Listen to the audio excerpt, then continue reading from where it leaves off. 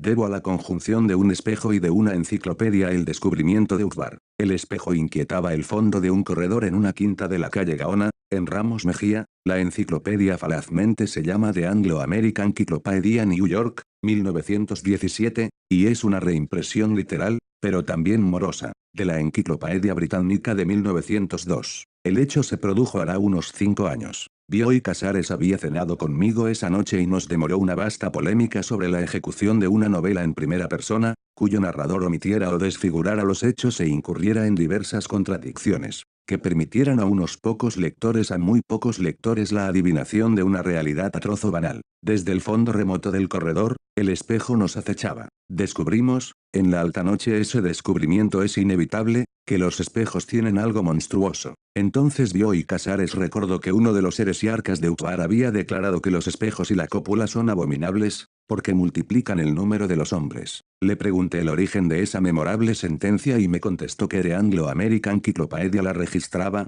en su artículo sobre Ukbar. La quinta, que habíamos alquilado amueblada, poseía un ejemplar de esa obra. En las últimas páginas del volumen XLV dimos con un artículo sobre Uppsala, en las primeras del XLVI, con uno sobre Ural Altaic Languages, pero ni una palabra sobre Ukbar. Bioy, un poco azorado, interrogó los tomos del índice, agotó en vano todas las lecciones imaginables, Ukbar, Ukbar, o Ukbar, o Ukbar. Antes de irse, me dijo que era una región del Irak o del Asia Menor. Confieso que asentí con alguna incomodidad. Conjeturé que ese país indocumentado y ese heresiarca anónimo eran una ficción improvisada por la modestia de Bioy para justificar una frase. El examen estéril de uno de los atlas de Justus Pertes fortaleció mi duda. Al día siguiente, Bioy me llamó desde Buenos Aires. Me dijo que tenía a la vista el artículo sobre Ukbar, en el volumen XXVI de la enciclopedia. No constaba el nombre del heresiarca, pero sí la noticia de su doctrina, formulada en palabras casi idénticas a las repetidas por él, aunque tal vez literariamente inferiores. Él había recordado, copulation and mirrors are abominable. El texto de la enciclopedia decía, para uno de esos gnósticos, el visible universo era una ilusión o, más precisamente, un sofisma. Los espejos y la paternidad son abominables mirrors and fater odarateful, porque lo multiplican y lo divulgan. Le dije, sin faltar a la verdad, que me gustaría ver ese artículo. A los pocos días lo trajo, lo cual me sorprendió, porque los escrupulosos índices cartográficos de la Erdkunde de Ritter ignoraban con plenitud el nombre de Ukbar. El volumen que trajo Bioy era efectivamente el XXVI de la Anglo-American Encyclopedia. En la falsa carátula y en el lomo, la indicación alfabética, Torups, era la de nuestro ejemplar, pero en vez de 917 páginas constaba de 921. Esas 4 páginas adicionales comprendían al artículo sobre Ukbar, no previsto, como habrá advertido el lector, por la indicación alfabética. Comprobamos después que no hay otra diferencia entre los volúmenes. Los dos, según creo haber indicado, son reimpresiones de la 10ª Enciclopedia Británica. Bioy había adquirido su ejemplar en uno de tantos remates. Leímos con algún cuidado el artículo. El pasaje recordado por Bioy era tal vez el único sorprendente. El resto parecía muy verosímil, muy ajustado al tono general de la obra y, como es natural, un poco aburrido. Releyéndolo, descubrimos bajo su rigurosa escritura una fundamental vaguedad. De los 14 nombres que figuraban en la parte geográfica, solo reconocimos 3 Jorasán, Armenia, Erzurum, interpolados en el texto de un modo ambiguo. De los nombres históricos, uno solo, el impostor Esmerdis el mago, invocado más bien como una metáfora. La nota parecía precisar las fronteras de Ukbar, pero sus nebulosos puntos de referencias eran ríos y cráteres y cadenas de esa misma región. Leímos, verbigracia, que las tierras bajas de Tsai Haldun y el delta del Aksa definen la frontera del sur y que en las islas de ese delta procrean los caballos salvajes. Eso, al principio de la página 918. En la sección histórica, página 920, supimos que a raíz de las persecuciones religiosas del siglo XIII, los ortodoxos buscaron amparo en las islas, donde perduran todavía sus obeliscos y donde no es raro exhumar sus espejos de piedra. La sección idioma y literatura era breve. Un solo rasgo memorable, anotaba que la literatura de Ukbar era de carácter fantástico y que sus epopeyas y sus leyendas no se referían jamás a la realidad, sino a las dos regiones imaginarias de Mleginas y Detlon. La bibliografía enumeraba 4 volúmenes que no hemos encontrado hasta ahora, aunque el tercero Silas Aslam, History of the Land called Ukbar, 1874 figura en los catálogos de librería de Bernard Quaritch. 1. El primero. Les Bare Undles en suerte Bemerkungen über das Land Ukbar in Kleinasien, data de 1641 y es obra de Johannes Valentinus Andrea. El hecho es significativo, un par de años después, di con ese nombre en las inesperadas páginas de The Kinsey Writings, 13º volumen, y supe que era el de un teólogo alemán que a principios del siglo XV describió la imaginaria comunidad de la Rosa Cruz que otros luego fundaron, a imitación de lo prefigurado por él. Esa noche visitamos la Biblioteca Nacional, en vano fatigamos atlas, catálogos, anuarios de sociedades geográficas, memorias de viajeros e historiadores, nadie había estado nunca en Ukbar. El índice general de la enciclopedia de Bioy tampoco registraba ese nombre. Al día siguiente, Carlos Mastronardi, a quien yo había referido el asunto, advirtió en una librería de Corrientes y Talcahuano los negros y dorados lomos de la Anglo-American Cyclopedia. Entró e interrogó el volumen XXV y, naturalmente, no dio con el menor indicio de Ukbar. Y hay algún recuerdo limitado y menguante de Herbert Tase, ingeniero de los ferrocarriles del sur, persiste en el hotel de Adrogué, entre las efusivas madreselvas y en el fondo ilusorio de los espejos. En vida padeció de irrealidad, como tantos ingleses, muerto, no es siquiera el fantasma que ella era entonces. Era alto y desganado y su cansada barba rectangular había sido roja. Entiendo que era viudo, sin hijos. Cada tantos años iba a Inglaterra, a visitar, juzgo por unas fotografías que nos mostró, un reloj de sol y unos robles. Mi padre había estrechado con él, el verbo es excesivo, una de esas amistades inglesas que empiezan por excluir la confidencia y que muy pronto omiten el diálogo. Solían ejercer un intercambio de libros y de periódicos, solían batirse al ajedrez, taciturnamente. Lo recuerdo en el corredor del hotel, con un libro de matemáticas en la mano, mirando a veces los colores irrecuperables del cielo. Una tarde, hablamos del sistema duodecimal de numeración, en el que 12 se escribe 10. Se dijo que precisamente estaba trasladando no sé qué tablas duodecimales a sexagesimales, en las que 60 se escribe 10. Agregó que ese trabajo le había sido encargado por un noruego, en Río Grande do Sul. 8 años que lo conocíamos y no había mencionado nunca su estadía en esa región. Hablamos de vida pastoril, de capangas, de la etimología brasilera de la palabra gaucho, que algunos viejos orientales todavía pronuncian gaucho, y nada más se dijo. Dios me perdone, de funciones duodecimales. En septiembre de 1937 no estábamos nosotros en el hotel. Herbert Tase murió de la rotura de un aneurisma. Días antes, había recibido del Brasil un paquete sellado y certificado. Era un libro en octavo mayor. Se lo dejó en el bar, donde meses después lo encontré. Me puse a hojearlo y sentí un vértigo asombrado y ligero que no describiré, porque esta no es la historia de mis emociones sino de Ukbar y Clony Orbis Tertius. En una noche del Islam que se llama la noche de las noches se abren de par en par las secretas puertas del cielo y es más dulce el agua en los cántaros. Si esas puertas se abrieran,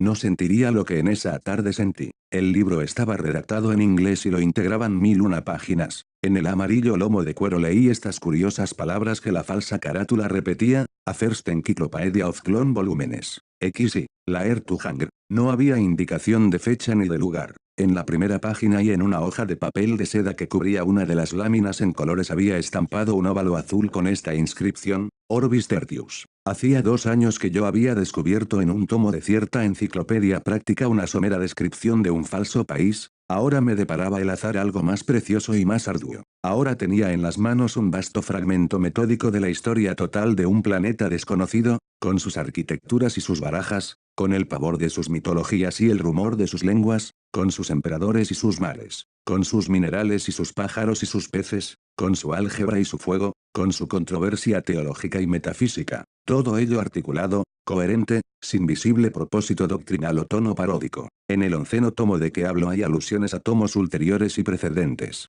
Néstor Ibarra, en un artículo ya clásico de la NRF, ha negado que existen esos aláteres. Ezequiel Martínez Estrada y Drieu Arousel han refutado, quizá victoriosamente, esa duda. El hecho es que hasta ahora las pesquisas más diligentes han sido estériles. En vano hemos desordenado las bibliotecas de las 2 Américas y de Europa. Alfonso Reyes, harto de esas fatigas subalternas de índole policial, propone que entre todos acometamos la obra de reconstruir los muchos y macizos tomos que faltan. Exunge Leonem. Calcula, entre veras y burlas, que una generación de cronistas puede bastar. Ese arriesgado cómputo nos retrae al problema fundamental: ¿Quiénes inventaron a Tlön? El plural es inevitable, porque la hipótesis de un solo inventor de un infinito Leibniz obrando en la tiniebla y en la modestia ha sido descartada unánimemente. Se conjetura que este Brave New World es obra de una sociedad secreta de astrónomos, de biólogos, de ingenieros, de metafísicos, de poetas, de químicos, de algebristas, de moralistas, de pintores, de geómetras,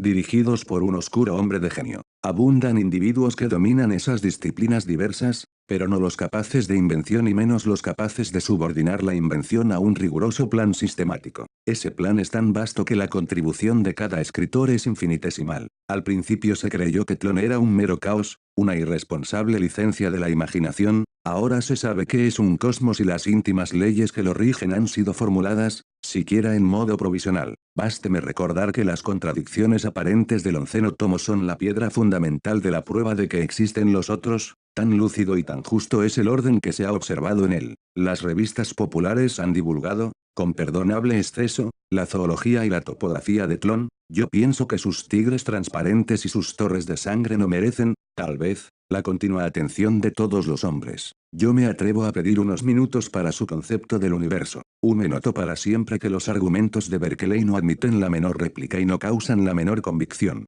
Ese dictamen es del todo verídico en su aplicación a la Tierra, del todo falso en Tlön. Las naciones de ese planeta son congénitamente idealistas. Su lenguaje y las derivaciones de su lenguaje, la religión, las letras, la metafísica presuponen el idealismo. El mundo para ellos no es un concurso de objetos en el espacio, es una serie heterogénea de actos independientes. Es sucesivo, temporal, no espacial. No hay sustantivos en la conjetural Ursprache de Tlön, de la que proceden los idiomas actuales y los dialectos, hay verbos impersonales, calificados por sufijos, o prefijos, monosilábicos de valor adverbial. Por ejemplo, no hay palabra que corresponda a la palabra luna, pero hay un verbo que sería en español lunecero lunar. Surgió la luna sobre el río, se dice lorufangaxaxaxax mlo, sea en su orden, hacia arriba, upward, detrás duradero fluir luneció, xul solar traduce con brevedad, upa trasper fluyo el uno, upward, veindleonstreamingid moned. Lo anterior se refiere a los idiomas del hemisferio austral. En los del hemisferio boreal, de cuya Ursprache hay muy pocos datos en el onceno tomo, la célula primordial no es el verbo, sino el adjetivo monosilábico. El sustantivo se forma por acumulación de adjetivos. No se dice luna, se dice aéreo claro sobre oscuro redondo o anaranjado tenue de uno cielo o cualquier otra agregación. En el caso elegido la masa de adjetivos corresponde a un objeto real, el hecho es puramente fortuito. En la literatura de este hemisferio, como en el mundo subsistente de Meinong, abundan los objetos ideales, convocados y disueltos en un momento, según las necesidades poéticas. Los determina, a veces, la mera simultaneidad. Hay objetos compuestos de dos términos, uno de carácter visual y otro auditivo, el color del naciente y el remoto grito de un pájaro. Los hay de muchos, el sol y el agua contra el pecho del nadador, el vago rosa trémulo que se ve con los ojos cerrados, la sensación de quien se deja llevar por un río y también por el sueño. Esos objetos de segundo grado pueden combinarse con otros, el proceso, mediante ciertas abreviaturas, es prácticamente infinito. Hay poemas famosos compuestos de una sola enorme palabra. Esta palabra integra un objeto poético creado por el autor. El hecho de que nadie crea en la realidad de los sustantivos hace, paradójicamente, que sea interminable su número. Los idiomas del hemisferio boreal de Tlön poseen todos los nombres de las lenguas indoeuropeas y otros muchos más. No es exagerado afirmar que la cultura clásica de Tlön comprende una sola disciplina, la psicología. Las otras están subordinadas a ella. He dicho que los hombres de ese planeta conciben el universo como una serie de procesos mentales, que no se desenvuelven en el espacio sino de modo sucesivo en el tiempo. Spinoza atribuye a su inagotable divinidad los atributos de la extensión y del pensamiento. Nadie comprendería en Tlön la yuxtaposición del primero, que solo es típico de ciertos estados, y del segundo que es un sinónimo perfecto del cosmos. Dicho sea con otras palabras, no conciben que lo espacial perdure en el tiempo. La percepción de una humareda en el horizonte y después del campo incendiado y después del cigarro a medio apagar que produjo la quemazón es considerada un ejemplo de asociación de ideas. Este monismo o idealismo total invalida la ciencia. Explicar, o juzgar, un hecho es unirlo a otro, esa vinculación, en Tlön, es un estado posterior del sujeto, que no puede afectar o iluminar el estado anterior. Todo estado mental es irreductible, el mero hecho de nombrarlo y de clasificarlo importa un falseo. De ello cabría deducir que no hay ciencias en Tlön ni siquiera razonamientos. La paradójica verdad es que existen, en casi innumerable número. Con las filosofías acontece lo que acontece con los sustantivos en el hemisferio boreal. El hecho de que toda filosofía sea de antemano un juego dialéctico, una filosofía de Sals Obispo, ha contribuido a multiplicarlas. Abundan los sistemas increíbles, pero de arquitectura agradable o de tipo sensacional. Los metafísicos de Tlön no buscan la verdad ni siquiera la verosimilitud, buscan el asombro. Juzgan que la metafísica es una rama de la literatura fantástica. Saben que un sistema no es otra cosa que la subordinación de todos los aspectos del universo a uno cualquiera de ellos. Hasta la frase todos los aspectos es rechazable, porque supone la imposible adición del instante presente y de los pretéritos. Tampoco es lícito el plural los pretéritos, porque supone otra operación imposible. Una de las escuelas de Tlön llega a negar el tiempo, razona que el presente es indefinido, que el futuro no tiene realidad sino como esperanza presente, que el pasado no tiene realidad sino como recuerdo presente. Otra escuela declara que ha transcurrido ya todo el tiempo y que nuestra vida es apenas el recuerdo o reflejo crepuscular, y sin duda falseado y mutilado, de un proceso irrecuperable. Otra, que la historia del universo y en ellas nuestras vidas y el más tenue detalle de nuestras vidas es la escritura que produce un dios subalterno para entenderse con un demonio. Otra, que el universo es comparable a esas criptografías en las que no valen todos los símbolos y que solo es verdad lo que sucede cada 300 noches. Otra, que mientras dormimos aquí, estamos despiertos en otro lado y que así cada hombre es dos hombres. Entre las doctrinas de Tlön, ninguna ha merecido tanto escándalo como el materialismo. Algunos pensadores lo han formulado, con menos claridad que fervor, como quien adelanta una paradoja. Para facilitar el entendimiento de esa tesis inconcebible, un heresiarca del XI siglo III ideó el sofisma de las 9 monedas de cobre, cuyo renombre escandaloso equivale en Tlön al de las aporías eleáticas. De ese razonamiento especioso hay muchas versiones, que varían el número de monedas y el número de hallazgos. He aquí la más común: el martes, X atraviesa un camino desierto y pierde 9 monedas de cobre. El jueves, y encuentra en el camino 4 monedas, algo herrumbradas por la lluvia del miércoles. El viernes, Z descubre 3 monedas en el camino. El viernes de mañana, X encuentra 2 monedas en el corredor de su casa. El heresiarca quería deducir de esa historia la realidad y desde la continuidad de las 9 monedas recuperadas. Es absurdo, afirmaba, imaginar que 4 de las monedas no han existido entre el martes y el jueves, 3 entre uno martes y la tarde del viernes, 2 entre el martes y la madrugada del viernes. Es lógico pensar que han existido siquiera de algún modo secreto, de comprensión vedada a los hombres en todos los momentos de esos 3 plazos. El lenguaje de Tlön se resistía a formular esa paradoja,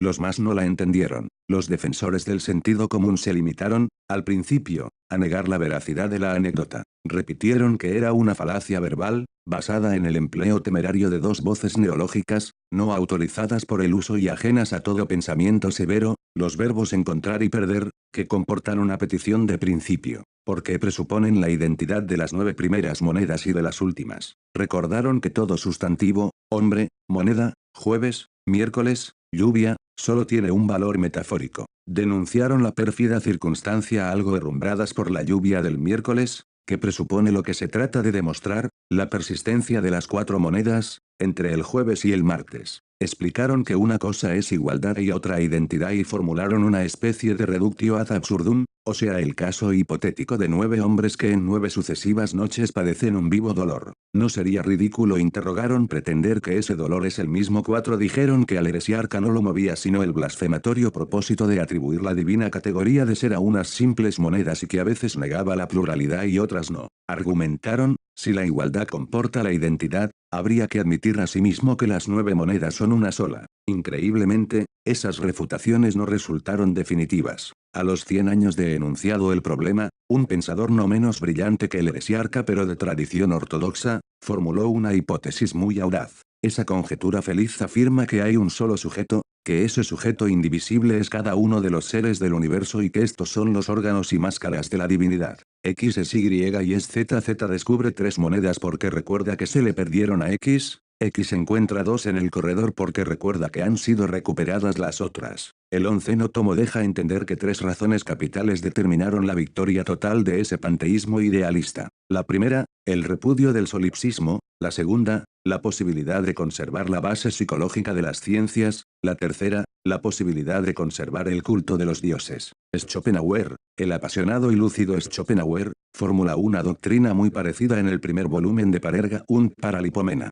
La geometría de Tlön comprende dos disciplinas algo distintas, la visual y la táctil. La última corresponde a la nuestra y la subordinan a la primera. La base de la geometría visual es la superficie, no el punto. Esta geometría desconoce las paralelas y declara que el hombre que se desplaza modifica las formas que lo circundan. La base de su aritmética es la noción de números indefinidos. Acentúan la importancia de los conceptos de mayor y menor, que nuestros matemáticos simbolizan por y por, afirman que la operación de contar modifica las cantidades y las convierte de indefinidas en definidas. El hecho de que varios individuos que cuentan una misma cantidad logran un resultado igual, es para los psicólogos un ejemplo de asociación de ideas o de buen ejercicio de la memoria. Ya sabemos que en Tlön el sujeto del conocimiento es uno y eterno. En los hábitos literarios también es todopoderosa la idea de un sujeto único. Es raro que los libros estén firmados. No existe el concepto del plagio, se ha establecido que todas las obras son obra de un solo autor, que es intemporal y es anónimo.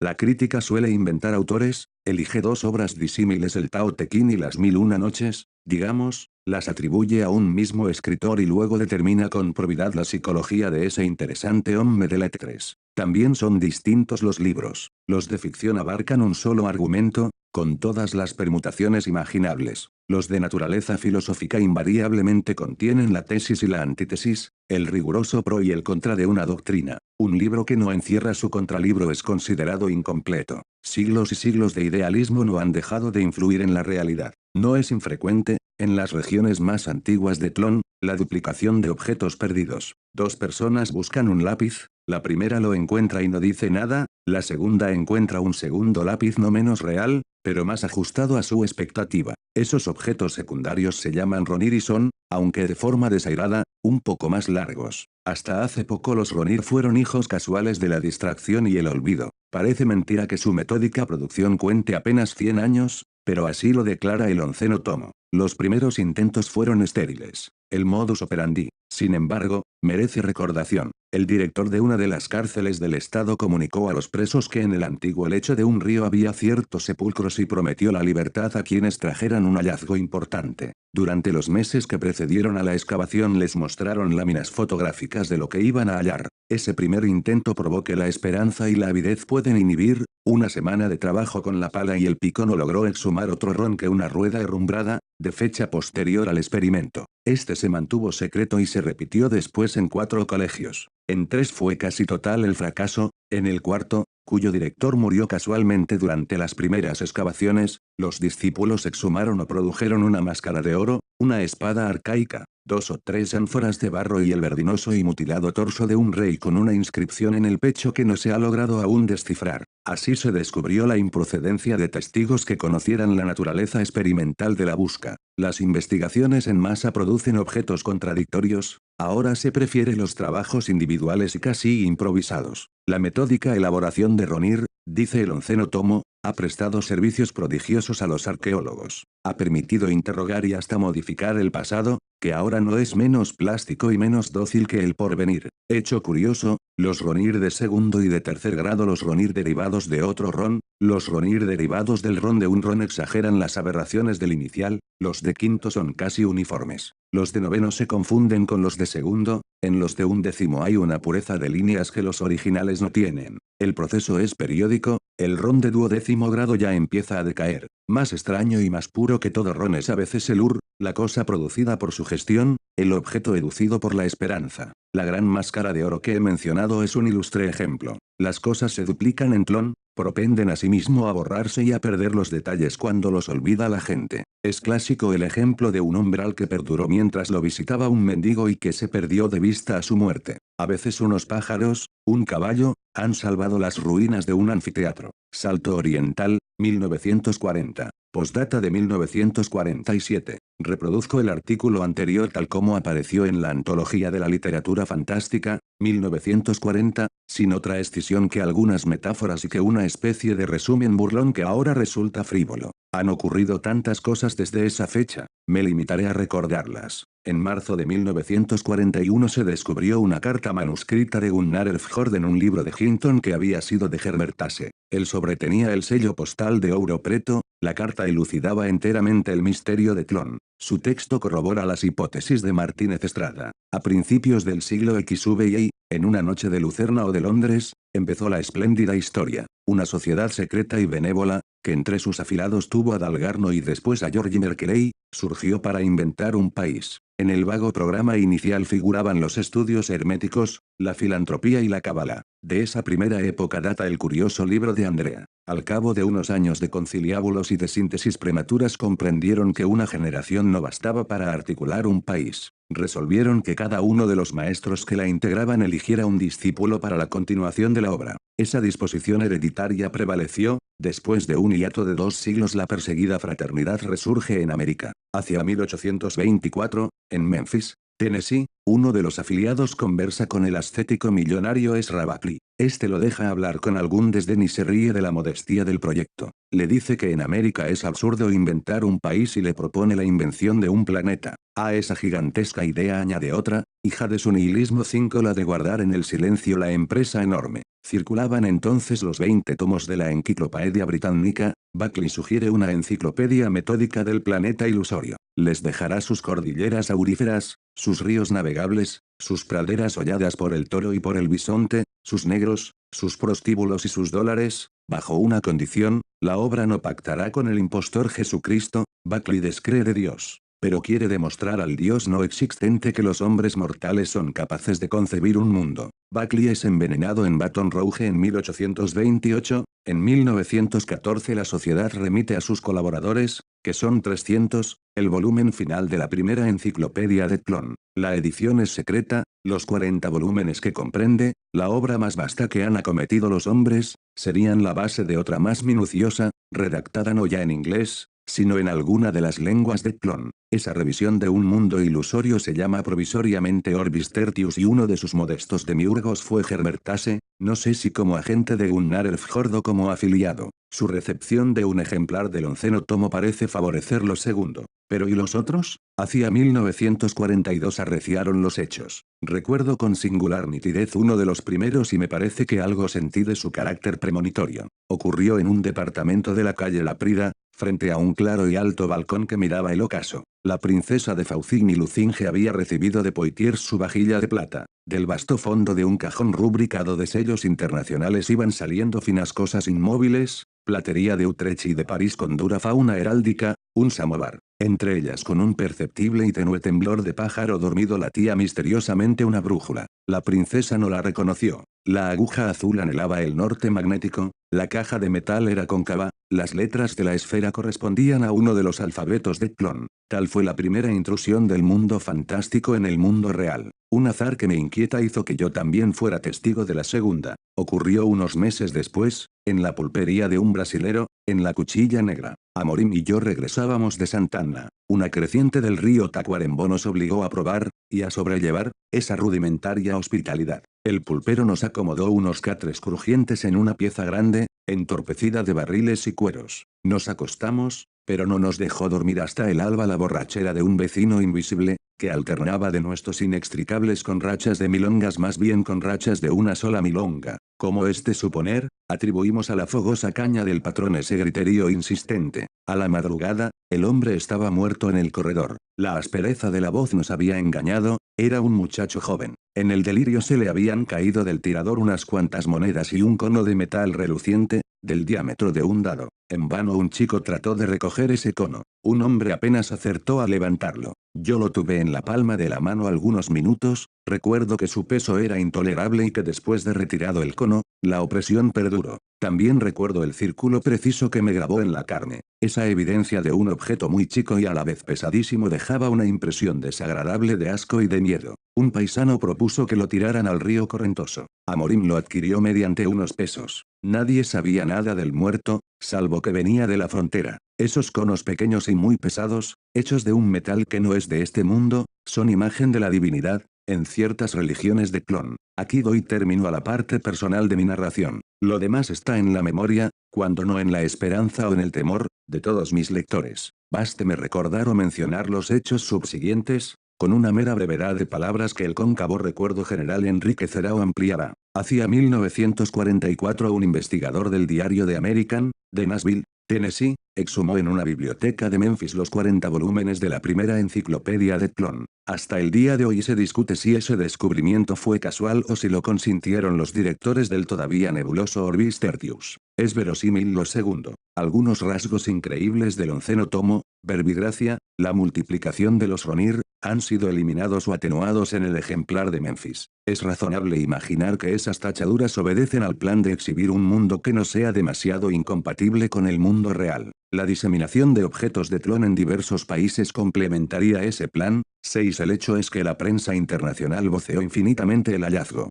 Manuales, antologías, resúmenes, versiones literales, reimpresiones autorizadas y reimpresiones piráticas de la obra mayor de los hombres abarrotaron y siguen abarrotando la tierra. Casi inmediatamente, la realidad cedió en más de un punto. Lo cierto es que anhelaba ceder. Hace 10 años bastaba cualquier simetría con apariencia de orden, el materialismo dialéctico, el antisemitismo, el nazismo para embelesar a los hombres. ¿Cómo no someterse a Tlön, a la minuciosa y vasta evidencia de un planeta ordenado? Inútil responder que la realidad también está ordenada. Quizá lo esté, pero de acuerdo a leyes divinas, traduzco, a leyes inhumanas que no acabamos nunca de percibir. Tlön será un laberinto, pero es un laberinto urdido por hombres, un laberinto destinado a que lo descifren los hombres. El contacto y el hábito de Tlön han desintegrado este mundo. Encantada por su rigor, la humanidad olvida y torna a olvidar que es un rigor de ajedrecistas, no de ángeles. Ya ha penetrado en las escuelas el conjetural idioma primitivo de Tlön, ya la enseñanza de su historia armoniosa y llena de episodios conmovedores ha obliterado a la que presidió mi niñez. Ya en las memorias un pasado ficticio ocupa el sitio de otro, del que nada sabemos con certidumbre, ni siquiera que es falso. Han sido reformadas la numismática, la farmacología y la arqueología. Entiendo que la biología y las matemáticas aguardan también su avatar. Una dispersa dinastía de solitarios ha cambiado la faz del mundo. Su tarea prosigue. Si nuestras previsiones no erran, de aquí a 100 años alguien descubrirá los 100 tomos de la segunda enciclopedia de Tlön. Entonces desaparecerán del planeta el inglés y el francés y el mero español. El mundo será Tlön. Yo no hago caso, yo sigo revisando en los quietos días del hotel de Adrogue una indecisa traducción quevediana, que no pienso dar a la imprenta, del Urn Burial de Brown.